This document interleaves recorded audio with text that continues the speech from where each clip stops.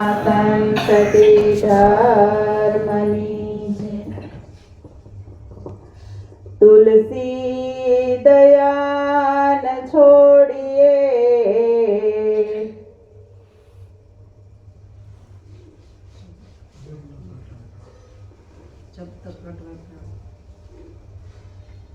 दया धर्म का मूल है पाप मूल अभिमान तुलसी दया न छोड़िए जब लग घट में प्राण देह छता जेनी दशा वर्ते देहाती एवा सद्गुरुना शरणोમાં વંદન હો અગણિત સદ્ગુરુ મહારાજની જય. બહુ સરસ હરેશભાઈએ વાત કરી અને સંતો મહાપુરુષો આપણને પોકાર કરી કરીને કહે છે કે આ શબ્દો તારા માટે છે, તું ગ્રહણ કરી લે.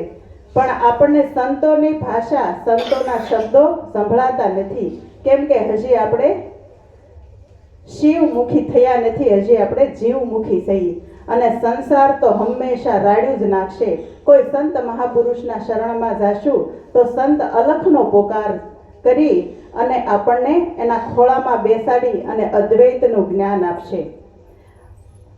18 પુરાણ, 6 શાસ્ત્રો, ગીતા, રામાયણ, મહાભારત, દેવી ભાગવત, શિવ પુરાણ, સત્સંગ, કથા, કીર્તન, આ કથાઓ બેઠી છે. આ જે કાંઈ બધું થાય છે એ કોના માટે છે? માત્ર ને માત્ર એક મનુષ્ય માટે. મનુષ્ય સિવાય આ અનમોલ વસ્તુઓ, જે અનમોલ શાસ્ત્ર, અનમોલ વાણી, અનમોલ જે સંતોના શબ્દો છે, એની જે શીખ છે, એનો જે બોધ છે, એનો જે આર્તનાદ છે, એ બધું મનુષ્ય માત્ર એક માટે છે. અને અહીંયા બેઠેલા આપણે બધા મુઠ્ઠી ઉંચેરા માનવી છીએ, કારણ કે સદગુરુ મહારાજ કલ્યાણ મહારાજના શરણમાં આપણે ગયા. મહારાજે આપણને માનવમાંથી મહામાનવ બનાવ્યા. માણસ કોને કહેવાય? તો કે 2 હાથ, 2 પગ, 2 કાન, નાક, જે કોઈ આપણને ખબર છે, આ માણસની આકૃતિ, એ માણસ કહેવાય છે. અને માણસ કહેવાના છતાંય માણસાઈ જેનામાં નથી, માણસના લક્ષણો જેને નથી, એને માણસ કહેવાતા નથી.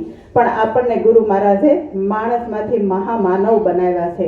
84 લાખ યોનિમાં સૌથી જો અદ્વિતીય અને જો અલગ માટીનો બનાવ્યો હોય ને તો એક માણસ જ છે. કેમ કે માણસને વિશેષ બુદ્ધિ આપી અને માણસને બોલવાની શક્તિ આપી. કહેવાય છે કે માણસને આવી અદ્વિતીય વાણી આપી છે. માણસ સિવાય કોઈ આવી સરસ શબ્દની ભાષા બોલી શકતું નથી અને સાંભળી શકતું નથી, કેમ કે એને વિશેષ બુદ્ધિ પણ આપી છે. અને બીજા કોઈ પણ યોનિના જીવોને આ શક્તિ ઈશ્વર પરમાત્માએ, કુદરત મહારાજે આપી નથી. એટલે સંતોએ કીધું કે વાણી તું આદ્ય શક્તિ તને વંદુ વારંવાર, સંત મુનિજન પંડિતા જેના મુખ દીપાવનહાર. આ વાણી છે ને એ આદ્ય શક્તિની સ્વરૂપ કીધું છે કે આ વાણી આદ્ય શક્તિ છે. આ વાણી તને મળી છે, તું આ વાણીનો ઉપયોગ કરી લે. પણ આજનો માણસ આ વાણીને એટલો બધો વેડફી નાખે છે કે એનો ન કરવાનો ઉપયોગ કરે છે. અને આપણે બધા જાણીએ છીએ કે વાણીથી કેટલા ખરાબ પરિણામો આવે છે. પણ અહોભાગ્ય અહીંયા બેઠેલા આપણા બધા પ્રેમી હંસોના છે કે આપણે બધા ગુરુ મહારાજના શરણે જઈ ગુરુમુખી બન્યા અને આવા સંતોના શબ્દો આપણે ગ્રહણ કરવા અહીંયા બેઠા છીએ. ગુરુ મહારાજ કલ્યાણ મહારાજે આપણને અઢળક આપ્યું છે, અદ્વિતીય જ્ઞાન આપ્યું છે, કે અદ્વૈતનું જ્ઞાન આપ્યું છે. આ જ્ઞાન જ્યાં ત્યાં મળે એવું નથી. નિરાંત મહારાજનું જે જ્ઞાન છે એ વેદો અને શાસ્ત્રોથી પણ પરનું જ્ઞાન છે. અને આ જ્ઞાનનો અનુભવ જેણે કર્યો, એનો આનંદ જેને થયો છે, એને જ ખબર છે કે આ જ્ઞાન કેટલું અદ્વિતીય છે. પણ આપણાથી કેટલું લેવાય છે કેટલું નથી લેવાતું એ આપણા ભાગ્યની વાત છે. બાકી સંતોએ તો આપણને છૂટા હાથે આપ્યું છે. એણે કાંઈ પોતાની હાથે રાખ્યું નથી. ભમરી જેવી એની ભાવના કરી પોતાના તોલે રાજી થાય. મહારાજ એમ કે મારો શિષ્ય મારી કરતા ચડિયાતો હોવો જોઈએ. આવી અમર ભાવના એની રહેલી છે. ગીતાબેનના ઘરે ભજન હતા. અરજણ દાદાનો પસ્તાવાનો પાર નહોતો. એની આંખમાંથી જે આહુડાની ધારું વહેતી હતી એ હજી મારું હૃદય રડાવી જાય છે. કેટલો એને પસ્તાવો થાય છે કે મેં કાંઈ કર્યું નહીં, મેં કાંઈ કર્યું નહીં. અને એ જે શબ્દો એના હતા એ પસ્તાવો કરીને એ તો એનામાંથી મુક્ત થઈ ગયા. પણ આપણે એમાંથી એક શીખ લઈ લીધા જેવી છે કે આ અનમોલ સમય આપણને ભક્તિ કરવાનો મળ્યો છે. ખબર નથી કાલ સવારે આપણને આવો સમય મળશે કે નહીં મળે.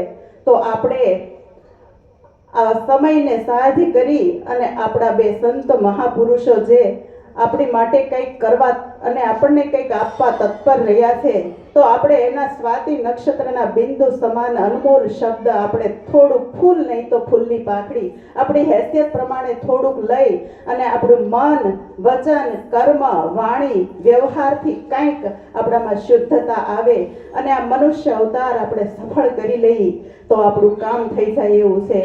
બાકી દર ગુરુવારે ભજનમાં આવશું. આનંદ કરીને બહુ મજા આવી ગઈ. આ ભાઈ બહુ સરસ બોલે, આ બેન બહુ સરસ બોલે, આ બેન આવું ગાય, આવું સરસ ગાય, એમાંથી કાંઈ નહીં વળે. પછી આપણે પસ્તાવાનો પાર નહીં રહે. અત્યારે આ પળને ઝડપી લીધા જેવી છે. આ તક આપણને મળી છે, આ તરત કરી લીધા જેવી છે. કહેવાથી કાંઈ નહીં થાય, કાંઈક કરી લીધા જેવું છે. કથી કથીન તો ગાડા ભરાય, પણ કરણી એવી કરીએ ને તો આપણું કાંઈક કામ થઈ જાય એવું છે. 25 ડિસેમ્બર ઈસુ ખ્રિસ્તનો નિર્વાણ તિથિ આવે છે. આખા વિશ્વમાં ક્રિશ્ચન ધર્મનો એટલો બધો ફેલાવો થયો છે. ઈસુ ખ્રિસ્ત એક એવા અદ્વિતીય સંત હતા કે એના માતાએ એવું કહેવાય છે કે કુંવારી માતા બન્યા હતા અને ઈશ્વર પરમાત્મા આત્મા સ્વરૂપે એની કોખમાં આવી અને કુંવારી માતાને એને જન્મ થયો તો ઈસુ ખ્રિસ્તનો ગમાણમાં એવું કહેવાય છે. અને ત્યારથી આત્માનું માધ્યમ વધ્યું એવું શાસ્ત્રોમાં કહેવાય છે કે ઈસુ ખ્રિસ્ત જ્યારથી આવ્યા ત્યારથી એણે નિરાકાર નિર્ગુણ રામ આત્મ રામનો એણે પ્રચાર કર્યો છે. અને ત્યાર પછી જો બીજો કોઈ એવો માધ્યમ હોય તો નિરાંત મહારાજે નિરાંત ધારાના ફેલાવા સાથે એક નિર્ગુણ નિરાકારનો મહિમા ગાયો છે. તો ઈસુ ખ્રિસ્તએ ક્ષમા, પ્રેમ, દયા અને સેવા આ ચાર એના અનમોલ બોલ હતા. અને એના થકી એણે આટલા વર્ષો પહેલા ખૂબ લોકોની સેવા કરી અને ગરીબ લોકોને ખૂબ સહાય થયા છે. અને તોય સંતોને ખૂબ કષ્ટો આવ્યા છે, ખૂબ દુઃખો આવ્યા છે. પણ એક એવું કહેવાય છે કે અત્યાર સુધીના ઇતિહાસમાં જો સંત સમાજમાં સૌથી વધારે જો કોઈને દુઃખ પડ્યું હોય ને તો ઈસુ ખ્રિસ્તને પડ્યું છે.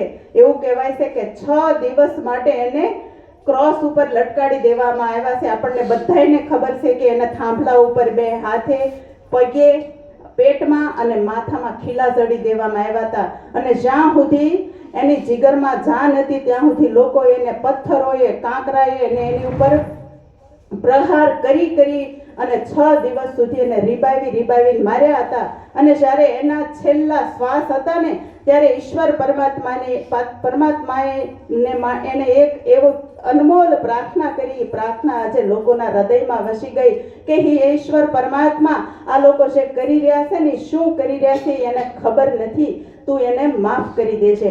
આ સંતોના બોલ છે. અને ત્યારથી લઈને આજ સુધી આ સંતોનું એક અનમોલ એવું શબ્દ છે કે સંતો હંમેશા ક્ષમાવાન હોય, દયાવાન હોય અને હંમેશા બીજાને માટે નિસ્વાર્થ ભાવે કંઈક કરી શકવાને કાબિલ હોય છે.